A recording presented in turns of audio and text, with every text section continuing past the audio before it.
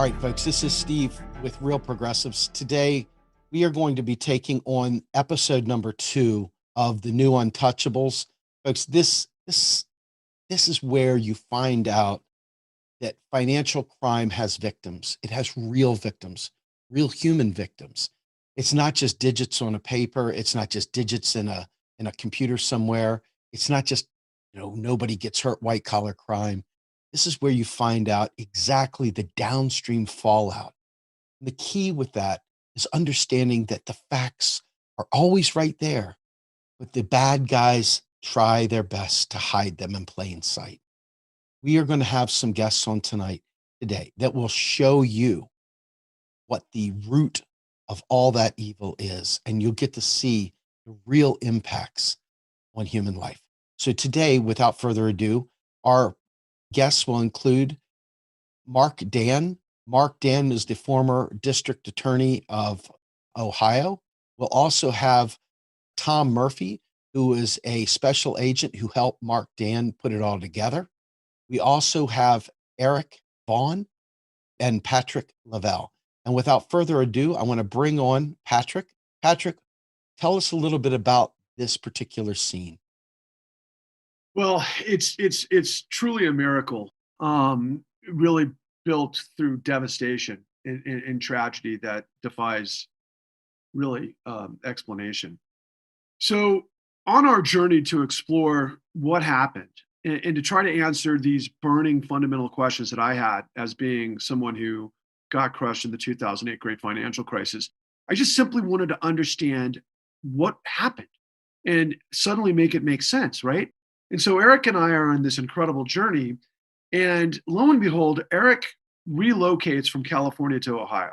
And in the process, he's just looking and researching personal stories of tragedies from the 2008 financial crisis. And he comes upon a story of Addie Polk. Addie Polk is a senior African-American widow. And she seems to be kind of a amplification of what Bill Black was teaching us in terms of who the targets were in the great in the savings and loan crisis, widows primarily, and also in the great financial crisis. And to me at that time, I didn't understand predatory lending. I thought that if you get a loan, you're lucky, right? You checked off all the boxes. You have a job, you can get a loan, you can get into a house, you can afford college, all of these types of things. It never occurred to me that a financial institution would loan money to anyone who A, didn't meet their criteria, or B, couldn't afford to pay it back, which is one and the same, of course. And so I'm just learning and reorienting my entire life around what's something, I mean, this stuff just is counterintuitive. And when Eric discovered Addie Polk, it was incredible because we had to work really hard to get the sheriff who arrived the day that she had shot herself. And we interviewed him. And by the way, he didn't want to be interviewed. He refused to be interviewed. Our colleague, Alex Tennant, literally went to the door, knocked on Sheriff Fartherly's door and said, we need you to recreate the situation because we're doing this television show. And without you, it's not going to fly. Lo and behold, Eric actually offered some more comments, and Father agreed to go on camera with us. And at the end of that interview, as he's taking off his microphone, he says, there's some guys that I want you to meet. And as it turns out, he introduces us to this task force that was created by Mark Dan and led by Tom Murphy. And as I'm reading this article that was done by, I think, the Cleveland Plain Dealer, it answered this question that Eric had asked from the very beginning of our journey. He said, why wasn't this great financial crisis pegged as a RICO, racketeering and corrupt influences organization like the mafia. Many of us have talked about the idea of mafiocracy. Well, suddenly, here we are staring it straight in the face. And I'll leave it at that to turn over to my colleague Eric to fill in further blanks. What was really striking about the Summit County Task Force and about the work that Mark Dan and Tom Murphy and Sheriff Barry and all the rest had done was that they did the most simple and basic thing, which was they identified that crimes were happening. They decided to investigate it. They gathered information, was able to prosecute, and was able to get, actual, incarceration, from it. I mean, that is basically what most of us think is how the system is set up and how the system works. If somebody's committing a crime, they pay for those crimes. And what was really amazing about Summit County is that this was a lot of really complex financial mortgage, related things where the entire task force had to ramp themselves up and I'll let Tom Murphy describe this, in more detail. But the point is that similar to what happened during the Pecora hearing, it didn't require people who were experts in finance and in mortgages and what have you in order to successfully prosecute these crimes. What it took were people who understood crime, criminality, corruption, scams. And so that kind of goes against what we so often hear, as far as why we need to have, somebody from a bank who's running this particular agency or whatever the case might be, all the different excuses that are made for the revolving door. Well, no.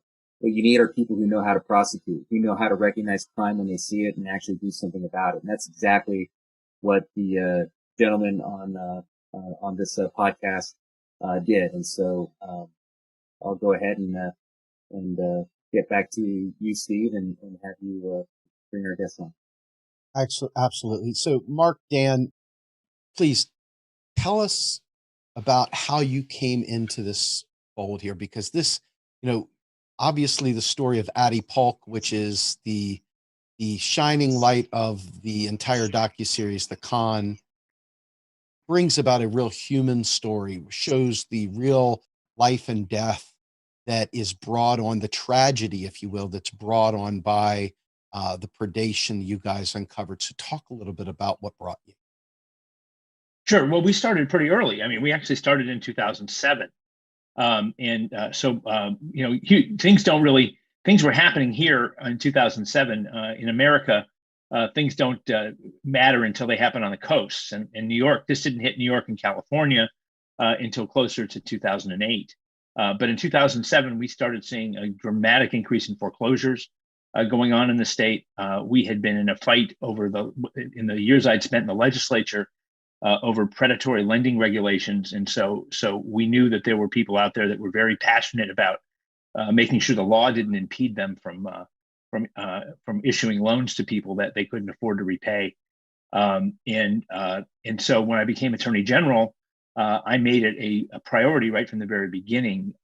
In fact, when I did my swearing in, I talked about how if people were going around the state with guns, taking people's homes, we'd have a dragnet and we'd shut the borders down and shut the airports down until we caught them and put them in jail. But because people are doing it with a computer and a smile, somehow that wasn't the same thing. And we needed to treat this what people were treating as a civil problem as a criminal problem that it actually was.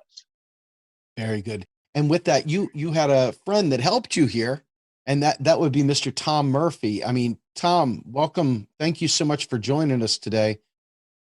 Can you tell us a little bit about how you got involved in this? Well, I work for Dan, and Dan came in and had a real interest in this. And as Dan said, predatory lending at first doesn't make sense to me. But I know theft. And so when we put task force together, all of the people around the task force, law enforcement types, we don't know anything about predatory lending. Just went to the blackboard and put the elements of theft up there. It's all you have to know. You can call it anything you want. Predatory lending, I don't care what you call it. It's theft. So Mark had a commitment to it, which I commend. Okay. And he said, you tell me whatever you need, you can have it. And I'm thinking, yeah, right. But everything I asked for, everything I got. And as the members of the task force started to understand predatory lending is theft, it's one of the very first targets we hit on was a real entrepreneur. And he went into stock fraud. This guy went into everything. He just took it to a whole new level. And as I would talk to Mark at his house, on the phone, keep going. And the task force guys, who are law enforcement types, and what you should understand is that law enforcement types don't have criminal intelligence. They don't have access to what organized crime and the Attorney General has. We have our own intelligence unit. We have, our own evidence people, etc. So I had access to it. And as we put the thing together, the law enforcement types started to think, oh my God, this is huge. You're talking 5-10 million. I'm not saying it's chump change, but when you're looking at 200-300 million, that's a lot more than 5 or 10 million. And Mark said, just keep going. And that was the largest case I had ever had. That was the Will case, correct? That's correct. He was involved in that. And as we got into it, I got to tell you, this guy was a real entrepreneur. And he started it. He started to morph this thing into everything. And we were undercover. We were in an undercover location. And even as we would send subpoenas out, Mark said, God, just do it. And as we'd send subpoenas out, attorneys would call or try to call, and organized crime is not listed in the phone book. So they would have to call Mark or somebody else. And so, well, we just got this subpoena. So what do you do? So, well, you either honor the subpoena or go to jail, whatever. So Mark, Dan, what did you have to be able to do to build the apparatus? And can you quantify the team you put in play and characterize what they were all about to be able to achieve this incredible revelation that the entire world needs to understand? Well, so we mobilized, and look, cops are not used to dealing. They're used to dealing with blood and robberies and drugs, and so to a certain extent, we had to take some smart old cops and retrain them in financial matters. We actually pulled people from the county auditor's office who were in the valuation business, because for tax purposes, the county of Summit, which is where this investigation was, they every 3 years they value property. So we had government employees who were. So I went to the Summit County auditor or Summit County executive and asked them to loan me some people who weren't in law enforcement at all, but who were accountant nerds, to be able to review that. We hired outside forensic accountants and put them on the team, because there wasn't that expertise doesn't exist in law enforcement, at least at the state and local level. It certainly does. It certainly does at the FBI. I mean, they had all that stuff in house. I mean, and that's what when you get frustrated in thinking about this, they had at their fingertips. The FBI and the U.S. Justice Department had all this stuff. I had to piece it together, like I was building a rap trap house or something. I mean, we took people and and got them assigned and borrowed people from law enforcement. We asked the federal government for help, and they didn't give us much. I think they assigned an agent or two every once in a while for projects that we had to do. But really, we took regular cops and retrained them to be able to look at this kind of crime. And what was really fun to watch as we went through the process, none of this was fun because it was tragic, but was guys like Tom Murphy, whose eyes, who all of a sudden realized, holy shit, this is a lot worse than the stuff we're used to investigating. This is affecting thousands of people at a time. Before we get too far into that, can you tell us how you identify that there were crimes going on to begin with? Well, you don't have to know too much except what theft is. And, Mark put me on the trail, and you start looking at this thing, and maybe this is just a little off of the track here. I went in and saw the police chief for the city of Akron, and I said, I have this $100,000 loan on XYZ Avenue. And he said, Mr. Murphy, that street isn't worth $100,000. So I just showed him the loan. And he said, oh my God, it's how they getting the money. And I know, Eric, you're from California, but a home in Ohio is maybe 60 at that time, 60 to 100,000, just a regular home. So that's the kind of a loan value you are going to get, maybe 40 to 60. Well, if you took that and you sent that loan out to California, in California, a garage is $100,000. So they knew that, and they would send it out to the bigger mortgage companies who would package them. And they were packaged here, then sent them out there, and they were packaged there. And we thought, oh my God, this is pretty slick. Yeah.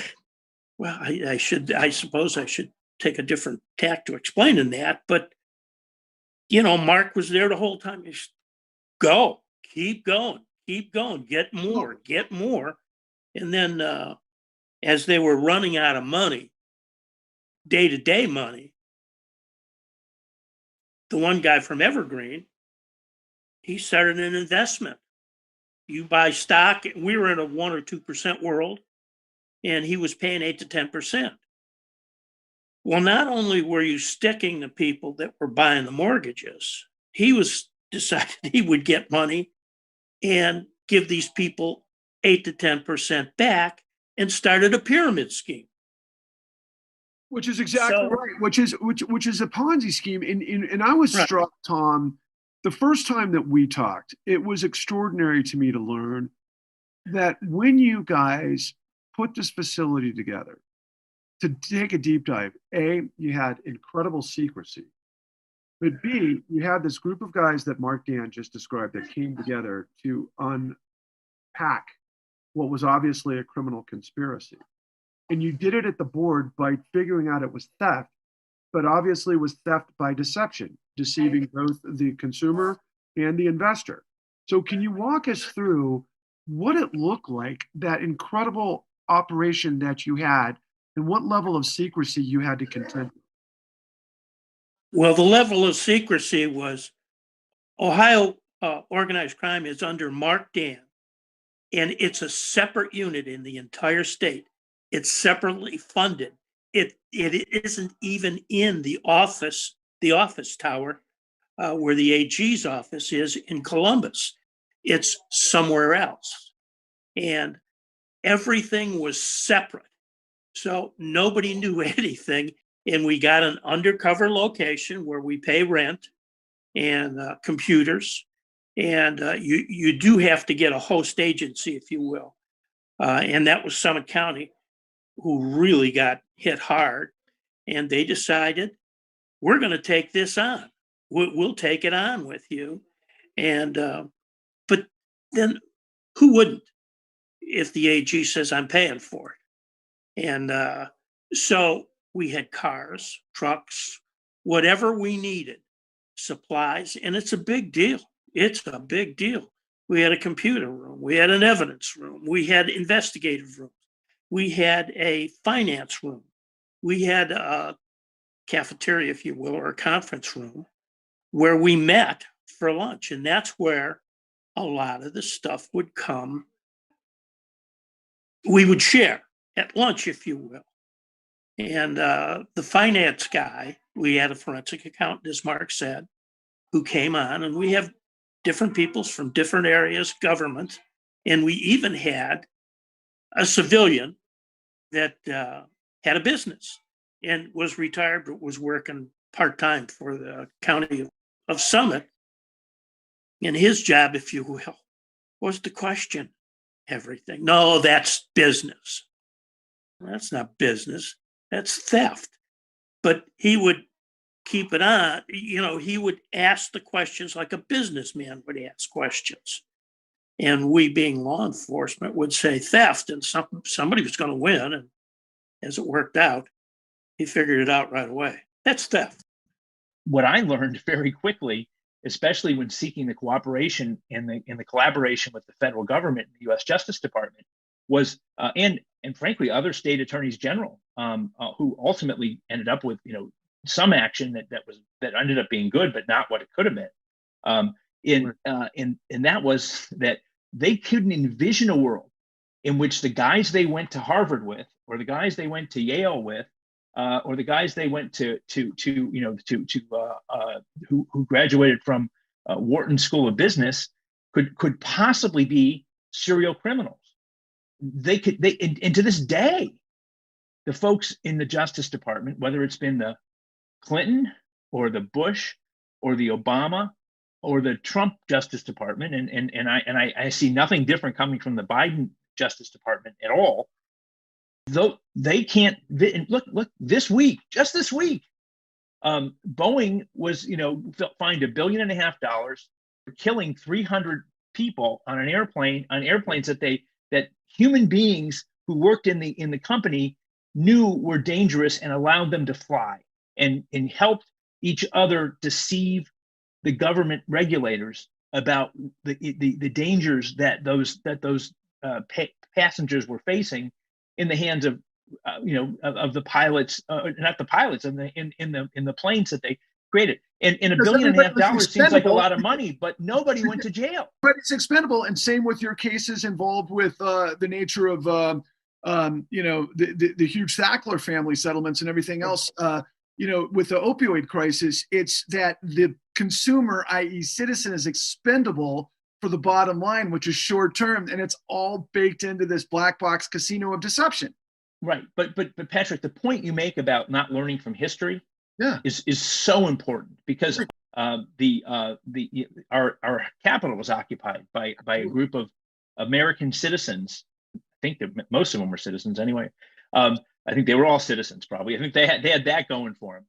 But I got to tell you something, and I would bet you that more than half of those people that were arrested had a foreclosure issue in the past 10 years. The anger and the sense, we have to think about both cause and effect. The reason so many people in the working class and the middle class feel so disillusioned is because they believe in their heart that the government doesn't give a shit about them, and that crimes committed against them don't matter. Exactly what you said. And ironically, they have much more in common. The folks that stormed the Capitol, in terms of how they got to their political philosophy, have much more in common with the people that were marching the streets on behalf of Black Lives Matter than they do the folks on Wall Street that are screwing both of them. And so this is, if you want to lay blame for what happened this week, you certainly can. You can look to Donald Trump, but really he's a symptom, not a cause. This whole story is so counterintuitive because, especially for those of us who went through it, I mean, really the idea is, look, if I can qualify for a loan and I can move my family and create, a lifestyle that's safe, and, I can afford to repay this loan, then, that's all upside, right? But what we find out through this incredible sort of parsing, that there's another side of that. And when we refer to, and you refer to, predatory lending and what you saw, particularly in the timeline, because Ohio had been dealing with for some time, long before the coast did. Can you even further maybe qualify kind of all of the amalgamation of things that were, just bubbling to the surface in Ohio that made you so clear that something like this was a possibility. And to the metaphor you just, laid out, that stealing someone's home with a gun is no different than stealing someone's home with a calculator. No, look what was going on multiple levels. First of all, women like Addie Polk, and tens of millions of Ohioans, like me, when I was a young lawyer, I remember going to the bank to apply for my first mortgage, and my fear was not that I wouldn't like what the bank offered, but what they wouldn't want me. I had to put 20% down. I was self-employed, so I had to show that I was making income. It was a white knuckle experience, but at the end of the day, I came out of there convinced 30 years ago that if the bank thought that I was a good risk, then this was probably a safe deal for me to get into. And so Addie, that was her experience, going to a brick and mortar bank and having those kind of conversations. And so the idea that somebody would offer her a mortgage that didn't make any sense was completely foreign to her and to most rational Ohioans. But I started to see the problem with it again before I became Attorney General, as we were debating predatory lending legislation. What had happened is Cleveland passed a very, very aggressive predatory lending law, and of course the movement then in the legislature, which has become kind of typical in the age of ALEC and the in conservative legislatures, was to pass a Ohio-based statewide law that would preempt Cleveland's very, very good law to protect consumers. And so in that debate, I remember the bank meeting with the bank, calling up the bankers myself. We have after New York, Ohio at that time was the second largest headquarters of banks. We had National City, we had Key Bank, we have Fifth Third Bank out of Cincinnati. U.S. Bank has a huge presence in Ohio. Chase was a huge player in Ohio, and I called the lobbyists and I said, look, we're going to do something great for you. We're going to drive all these homeowners back to your brick and mortar bank in order to get their loans. So because we know that you've got a reputation and that you are ethical corporate citizens and you would never issue these predatory loans. And two, we can put these other folks out of business and level the playing field for people who are doing things the right way. And they were like, oh no, we're for preempting that law. We don't want to have predatory lending restrictions in Ohio. And it turned out later, I learned as we got through this investigation that each one of those banks had their own a subsidiary that was out peddling these predatory loans, and those that weren't were buying them from mortgage brokers and the people, the scum of the lending world, like New Century Mortgage and Long Beach Savings and Loan and all the terrible players. So they either had relationships to buy those loans, or they were actually, in the case of National City and Key Bank, they had their own subsidiaries that were in the business of going door to door in neighborhoods like Addie Polk's and convincing senior citizens who had equity in their home to cash in that equity at risk of losing their home, which is, of course, what happened in her case, even more tragically, and lost her life as a result of that. So that's what we were up against. It was not just these small players. It wasn't just the bad guy Angelo Mazzillo that was running Countrywide Mortgage. The whole industry, and it ultimately turned out all of Wall Street knew exactly what was going on. They were providing billions and billions of dollars of capital, and they didn't want their money back. They were loaning this money to these originators like Countrywide, and in Countrywide, if they wanted to pay the money back with cash, the investment banks wouldn't take it. They wanted loans, because they would then take those loans, they would pool them into pools, and then they would resell them on the bond market. And they would pool and without any attention to the quality of the loans. So on one end, they were screwing the homeowner by taking the equity of their home. On the other end, because they had no idea what they were selling to the bond holders, they were screwing the bond holders on the other end. One of the ironies of the foreclosure crisis is that the that investors were just as hurt as homeowners. Their interests were about the same. Because they trusted the way that homeowners trusted that the folks that were running the engines of the financial business in this country were going to be honest and fair. And we thought with the SEC and the Office of Consumer of the Controller of the Currency, and there were lots of the Federal Reserve. I mean, banks were very well regulated for the most part. Many states had very strong state regulation of lending, and yet none of those protections worked. And in fact, the big banks and the small banks and everybody in between ignored those rules and went about the business of maximizing their profits at the expense of working class and middle class Ohioans. And that's what, from the very beginning of my time as Attorney General, I talked about it in the campaign, and then I talked about it when I got sworn in, and then we went to work. We harnessed our organized crime task force. So in Ohio, the Attorney General doesn't have a lot of direct prosecutorial responsibility. Just a couple of exceptions. One of the exceptions is that the Attorney General's in charge of the Ohio Organized Crime Commission. The Organized Crime Commission was set up so that resources of various law enforcement agencies could be pooled to take on bigger criminal enterprises, like drug traffickers. But Steve, think about some of the themes that you're hearing here, right? In the investigation, you have to have the commitment.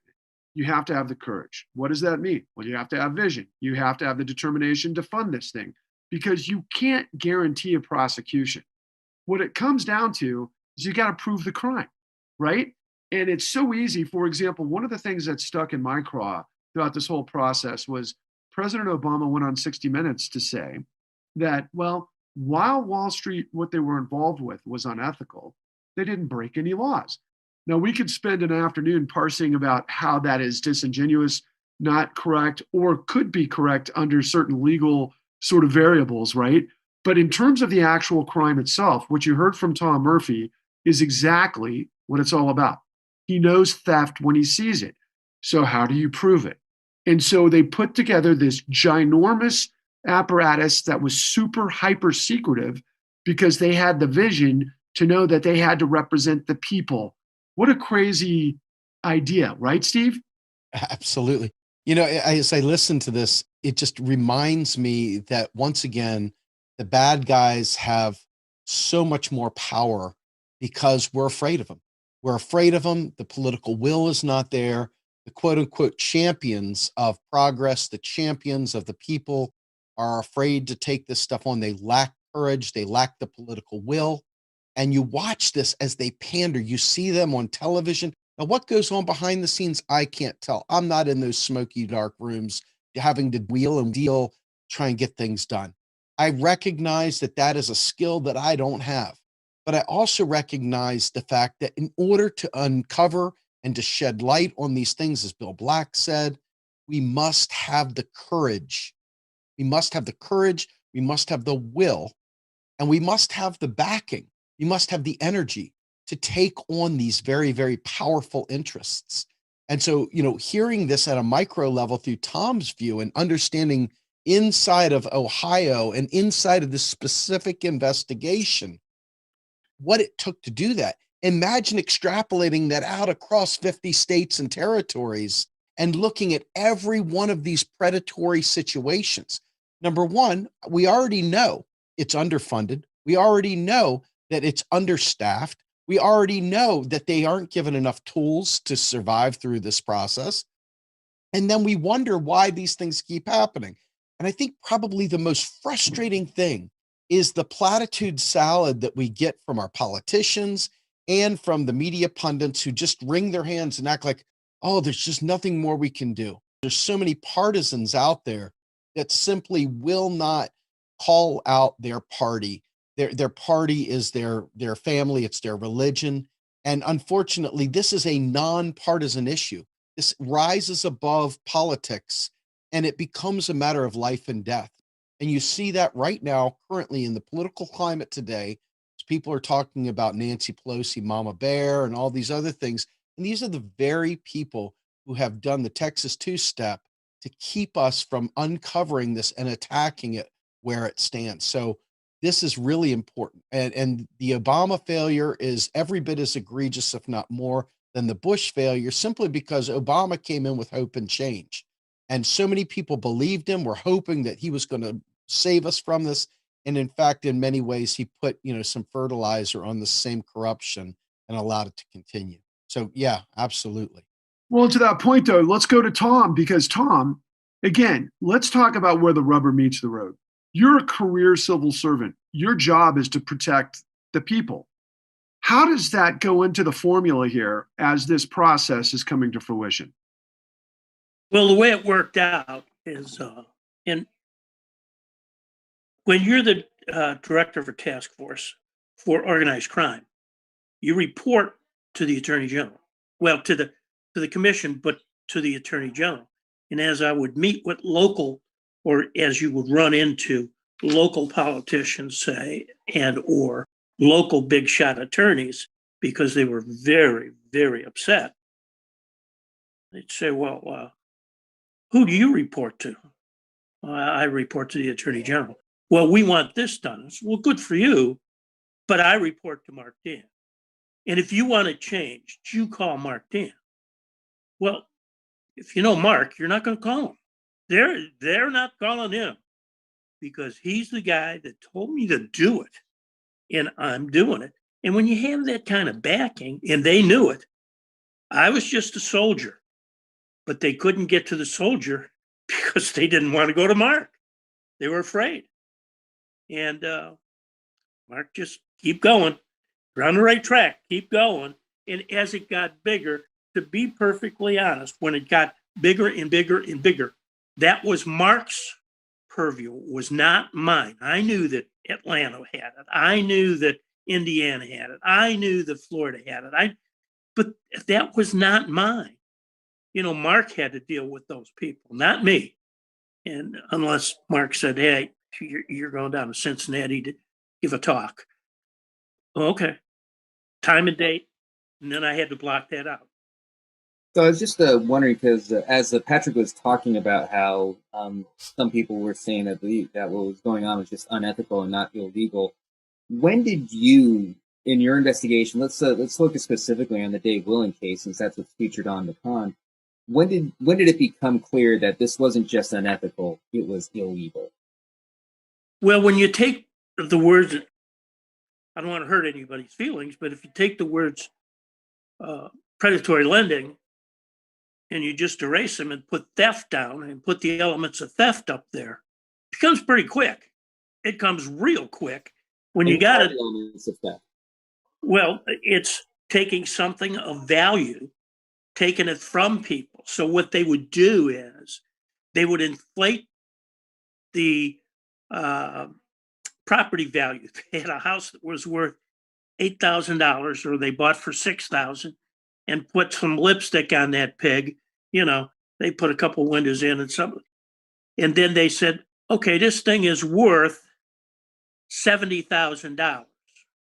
And they would just get a street urchin to sign up for it, who quite honestly had a wife maybe and 2 kids, and it was going down to 30 degrees or 20 degrees. And they had to put those wife and kids someplace, just sign here. So, well, I don't have that kind of money, but we had the mortgage agreements. So where did you come up with that? So, well, that was babysitting money that we make about $4,000 a year. Well, who put $30,000? Well, they did. Well, oh, so they would inflate it. So we knew right away that they were all doing something wacky. And then they would take this piece of paper and they would forward it on to California, the big mortgage lenders, who would get that money. And what the big mortgage lenders were doing, you could call it predatory. It's theft. That's exactly what it is. They were stealing money. Absolutely. You talk about theft, and we talk about this, and let's lay the cards down. these houses were oftentimes completely worthless. They were very, very low value, and they would inflate the actual asset price of it. They would provide loans at that price. Those loans were unpayable. They would blow up. They would have balloon endings on them that would just complete, and then they would be right there to pull it right back and steal it away from them. And in more nefarious cases, they actually have people that behind the scenes taking enough personal private information to act as an attorney, if you will, or acting as their representative, and go ahead and fill out fraudulent loans to do this stuff behind the people's back, and they didn't even know what was going on, and then take that property from them, cash in on the bonuses, the huge bonuses, and literally walk away scot-free. And that to me is the definition of theft, just exactly as you stated. Let me piggyback on that real quick with Mark Dan. Mark, at a macro level, at a much larger level, we clearly see that this took place over a period of time and throughout the country.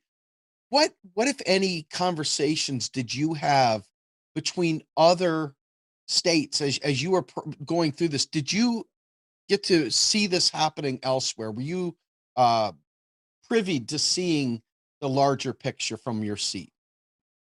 So we had crime victims, we had a crime, and we investigated the crime, and we put people in jail. I don't think that was anything very, very special. Honestly, that's what I was elected to do.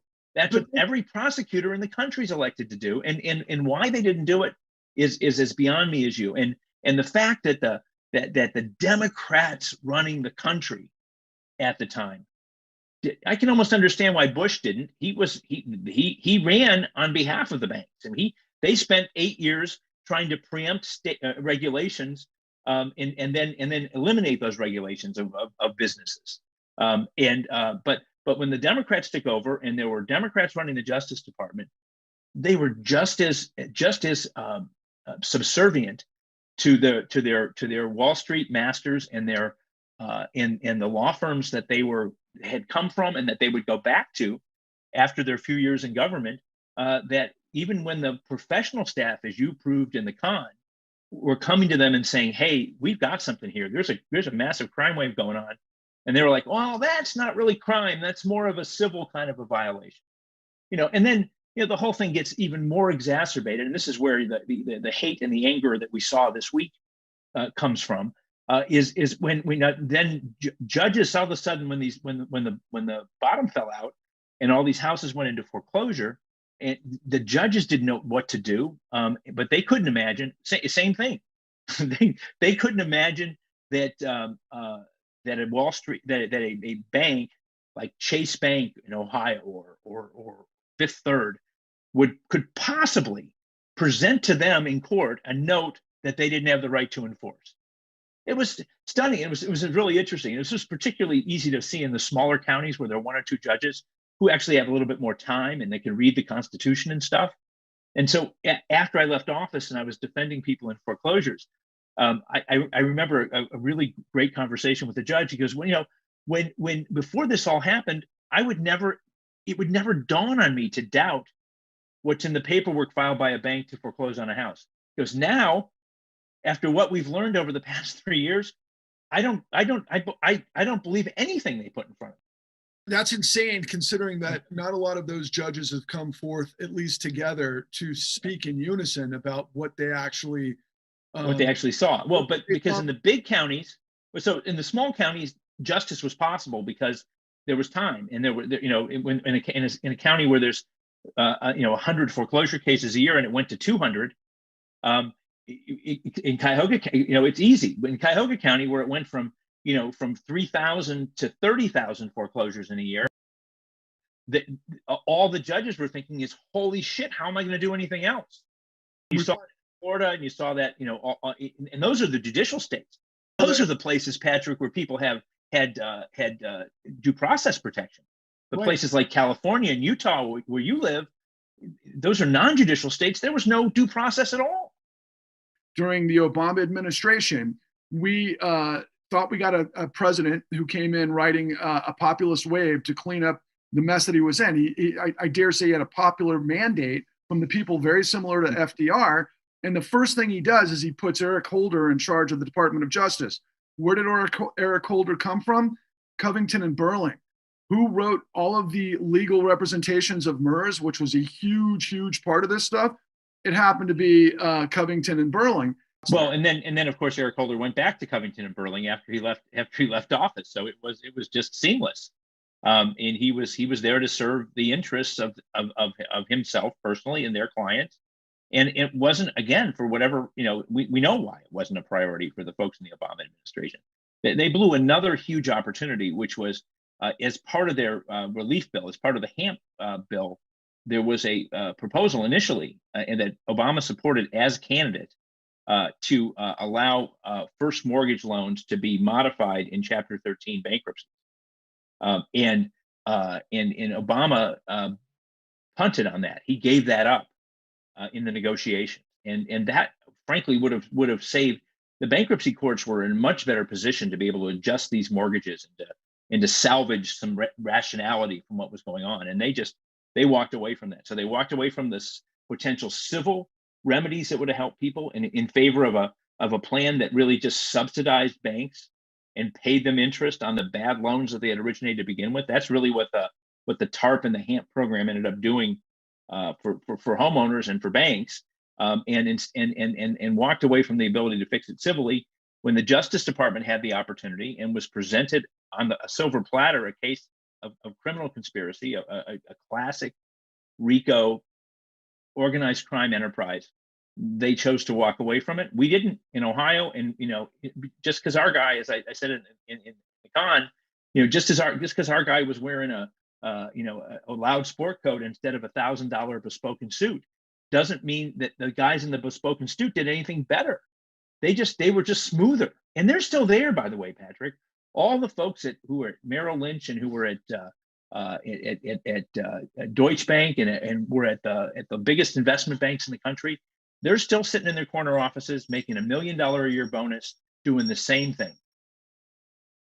I interviewed a lady named Kianga Yamada Taylor, who wrote a book on the absolute problems of redlining and post-redlining America. And so much of this played into making housing available to minorities, and they gave them houses that were run down already. And this is before this concept, or at least before some of the stuff that we're talking about happened. But if you look at it, this is happening in the 70s and even the 60s and 70s as they moved into and started showing predatory inclusion. Predatory inclusion gave way to predatory lending. And when you look at all this stuff here, it shows how they targeted minorities. And I guess, Tom, this question goes to you, sir. Can you talk about how your research showed them attacking minorities in particular? Yes, I can. And it was obvious who was being targeted. And unfortunately, we couldn't get enough people to say that because it did raise it to another level. And we knew they were going after minorities, and we couldn't, although I think that the preponderance of evidence proves that. You called it inclusion or whatever you called it. It's theft. I don't get with the fancy names, predatory lending, inclusion, whatever. You're stealing money. And that's all I had to know. And then when I turned it over to the prosecutors, they could call it whatever they wanted. It was theft. They were stealing money. And when they started the Ponzi scheme or the pyramid scheme, you could call it anything you wanted with stock. It's theft. He was sending them or selling them something of value they thought was of value. And he wound up sticking a lot of people. And to be quite honest, they weren't happy with us, as Mark said. They weren't happy with the AG's office. And thank God the way it worked out is they didn't have my phone number. But we were busy. You couldn't get a hold of us. And it was, Mark was going at the larger level. But we knew that they were targeting minorities the entire time, or people that couldn't afford anything. And they were getting out of the cold. And hey, look, most people are one paychecks away from there. Most people are. So, and that's how myself and the people on the task force looked at it. We're real close to being them. So Steve, put yourself into my shoes, right? So here I am, kind of a product of what our generation would have thought of as upward mobility, right? I go to college, I get my education, I come out, I become a producer, I do whatever. I get into my first home, and then suddenly my world is in the spin cycle in 2008, right? And I'm just asking questions. And I'm trying to figure this out, and I'm reading the New York Times, and it's not telling me this story. I'm watching President Obama, he's not telling me this story. Nothing makes sense, right? And then suddenly I meet a guy like Tom after this incredible journey, and he's saying it just like it is. It's theft. But I'll take it a step further, because it's theft by deception. That's what fraud is. That's criminal. So there's a way that can be dealt with, as, of course, these heroes. Well, let me just make one point, Patrick, before is millions of Americans, as a result of the 2008 financial crisis, lost their faith in the rule of law. Addie Polk believed that there was right and there was wrong and there was justice and there was injustice. The members of her church believed that. But when they saw that the rule of law didn't apply to Addie Polk, that the rule of law didn't apply when they were being victimized, when the shaman of QAnon lost his house, he probably did. He maybe when he was got that mortgage and was proud and had his wife and family living in the house, he felt a degree of pride in American citizenship and a belief in the rule of law. But when the rule of law didn't protect him and didn't protect millions of other people, millions of people in the African American community, millions of working class people of all colors and all backgrounds and of all origins, that's the tragedy of it. And we never fix that. And that's why we have what we have right now. Before everything derails and the train wreck gets even worse than it already is, what can people of professionalism and within the system who understand, what do they have to do to be heard, to be able to reset the table so that we can reset our society? Well, they need to hold the power you have is with your vote, and to hold the elected officials accountable. But the elected officials, need to also recognize where they come from, and they need to be able to, and we need to stop this revolving door in and out of government. I mean, I think that's a huge factor. We have to insist that our office holders appoint people of courage to important jobs like prosecutors or assistant prosecutors or U.S. attorneys or U.S. attorneys general, who are committed to not just justice for drug dealers, but economic justice and fairness in people's lives, and recognizing that. And I think we need to pass laws that are frankly much more direct and much more specific, that go to what's allowable and what's not. One of the tragedies of this, Patrick, is in 2007, if you wanted to start the ethical mortgage company and only offer loans for actual value on people's houses, and you wouldn't be able to compete. You wouldn't have been able to start the ethical mortgage company. And so what we forget, and what Republicans sometimes forget, and people who are like, or the pro-business Democrats, is that serious enforcement of antitrust laws, enforcement of consumer protection laws, enforcement of laws regarding lending practices, and having a strong Consumer Finance Protection Bureau, which is one of the good things that came out of the 2008 process, and hopefully will be re-energized with new leadership shortly, protects ethical business people. Because these CEOs, especially in public companies, they have a duty to their shareholders to maximize profits. And if they're not at risk of going to jail if they commit a crime, then they've got a huge incentive to do whatever it takes to maximize profit. And so that makes it impossible for honest, ethical people to compete. Somehow we got to bring that to an end.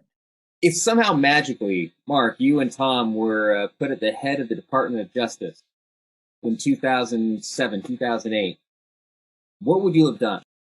For me, we were told, you're never going to solve this. We've looked at it, and I think it was Atlanta, if I'm right, Mark, maybe you know that. They said, no, you'll never get it. You'll never get an appraiser. You'll never get a lender. You'll never get this. You'll never get that. Well, and they were talking to police, if you will, but they really weren't talking to police. They were talking to a department or organized crime that had criminal intelligence, that had forensic accountants. Of course, nobody knew that. And as we started to put it together, they still didn't know because we weren't talking to them. But when this thing started to pop, they came back out and said, how did you do it? So, well, we went out and got an appraiser. We got lenders. We got we got everybody we needed, and we do just what law enforcement does. And I thought, well, isn't that interesting? Yeah, I guess. But you do have to, I'm not blaming cities. Cities could never, ever put together what Mark and myself, if you will, put together. Well, look, like in any organization, you have to make people believe, even if they're asking them to do something different than they've always done. The two challenges in government are always, we've always done it this way, or we've never done it this way. And that's the inertia that somebody who wants to bring kind of radical change to processes faces when they come into a government office. This was an issue that was of particular importance to me. We kept our eye on the ball. Tom Murphy and his team kept their eye on the ball. They worked incredible hours for much less pay, I can tell you, than the people that they were going after, who were living a very, very, very luxurious lifestyle. Worked out of an abandoned church school for a couple of years to bring this all together. But they believed that they were doing the right thing. And once they got their mind around the idea that these people who they had always thought were respectable pillars of the community, the people that sponsored the scoreboard at the high school football game, or who contributed to the something to the church raffle every year, those people can be criminals too. And that once you started to peel the onion skin back, you could see just how tragic that it was. And in our case, we've had both homeowners who were victimized, and investors who were victimized at the same time. But none of them were rich. All of them were people who were for whom it hurt. Losing your home hurt. Losing that whatever investment that was made. These weren't hedge funds or big Wall Street entities that lost their money. These were like regular people who were convinced to make an individual investment in something that was completely unsuitable and fraudulent. And so that's why and we listened to them. And that's the other thing, government, law enforcement, they need to be better at listening to people and what they need and what's happening to them. It's very difficult sometimes, and these are very difficult crimes to prosecute. So I'm proud of what we did, and I appreciate the kind things you say about me as a recovering politician. I have pretty much an insatiable ego, so I do appreciate that. But really, I never thought to do anything differently. I mean, this is look. Right, I've got this job. I can protect these people. I've watched them lose their homes. I've had them crying on my doorstep, or in my law office, or in my attorney, or when I was given a speech as Attorney General. I heard from the people who had the vacant houses next to them, whose own property values went down, who didn't get caught up in the web, but got caught up in the web because all their neighbors ended up foreclosed. The properties ended up abandoned and in disrepair. And suddenly they were living in a neighborhood that was no longer desirable or safe anymore. So it wasn't just the people there. The people, when I walk down the block today in Cleveland, 1 out of 4 houses that I walk by, the value is less than the amount owed on the house. They're still underwater here. This is what people were told. They were sold this American dream that, oh, your house is a great investment. Put your money in your house, and improve your house, and then when then you'll have a big nest egg when you retire. And they had no reason not to believe that. And it would have worked if they hadn't if these predators hadn't decided that that's the next way they were going to churn fees on Wall Street, and then convinced the agencies that were put in place in the Depression after the Pecora investigation, the Federal Housing Administration and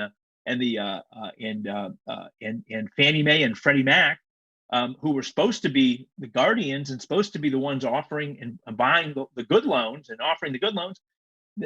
Instead, their reaction, instead of saying, "Whoa, those guys that's all going to fall apart because we know this business and this is what's going to go wrong," they went out and started to compete with them, and they issued their own predatory loans. I mean, it was just outrageous, And we attacked this not just in this RICO investigation. We sued Fannie Mae and we sued Freddie Mac because the state of Ohio's pension funds were shareholders, so we went after them for those stupid decisions. But it all fueled each other. Why? Because nobody at the Justice Department or thought that the guy that they went to college with or the guy that they went to law school with could possibly be the kind of criminal that Tony Soprano is. And in fact, in so many ways, they were worse.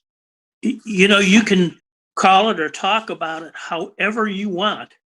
But these people, if you say, well, the people at the top didn't know, you would have to start that story once upon a time to sell it to me. That won't fly. They had to know. All you have to do is walk down the street and look at those houses, and this thing is worth $5,000, $6,000, and they got an $80,000 loan. Come on, and this story doesn't end that they all lived happily ever after. Maybe the people at the top did, but I will tell you this. Mark scared the hell out of a lot of them too. Following the Great Depression, Russia went to Stalinism. Germany went to Hitlerism. We went to the rule of law, and we won because of that. And now, this many years later, we're just going to go repeat the mistakes of history unless we get it right. Well, and let's hope that we do. And I think that we've had enough of a scare that maybe somebody will start to think about and hear some of the things that we're saying here. You got to start putting these corporate criminals in jail. I don't care in what form they are, because they can't be above the law. You can't put the drug addicts in jail and the drug dealers, but not the manufacturers of opioids who knew they were addicting people under false pretenses. You got to put the guy that builds the plane that kills the people in jail. You've got to put the banker that steals people's homes in jail. And believe me, none of those people want to go to jail. Nobody went to Harvard wants to go to jail. I can assure you that. I don't know a lot of people that went to Harvard, but the guys I went to Michigan with, they certainly don't want to go to jail. But they also want to do their job and maximize profits. And if there's no risk of consequences for criminal activity, then you're almost incented to commit crimes, serial crimes. And so I guess I have to ask the question, Merrick Garland, are you listening? Biden, are you listening? And most importantly, the American people. The American people need to listen to what Mark Dan is saying and then repeat everywhere in social media, everywhere in interactions. Mark Dan got a RICO conviction on what should have been the way the entire justice system took down a criminal Wall Street apparatus and didn't. Until we do, we will continue to fail. And I just hope we elect more people that who were like me, that couldn't even imagine a world in which that wasn't what you do. You get up and you put the bad guys in jail, and particularly the ones that are stomping on the rights of your friends and your neighbors. Well, hey, folks, I just want to thank you guys for joining us. The thing that really brings this all together for me is that I'm a project manager by trade, and when I think about the layers, the inputs and the outputs, and all the various components of this, starting at the very bottom, you can see the chain of custody, if you will, of the fraud from end to end. And it doesn't just, I want to make sure I punctuate this. It doesn't just sit on a computer somewhere. People die. And I have said this from day one in my other work. Austerity is murder. And this is a form of fraudulent, just evil austerity, even though it's not government sponsored, it's government complicit. And this is why Trumpers are so anti-government. This is why libertarians have the opportunity even to say we need small, limited government, because government has failed to do the most basic thing, which is to protect the people. And it didn't do its job. And it didn't do its job in a bipartisan way, in a very, very huge way. And the rest of this series that we're going to be doing here will continue to build on this very structural building block. Fraud is not a victimless crime. People died. They lost everything. And I want to thank you, Tom, and I want to thank you, Mark, both for being with us. And Eric and Patrick, thank you so much once again. Folks, this is Steve Grumbine with Real Progressives. On to number 3. Have a great day, everybody. Thank you very much.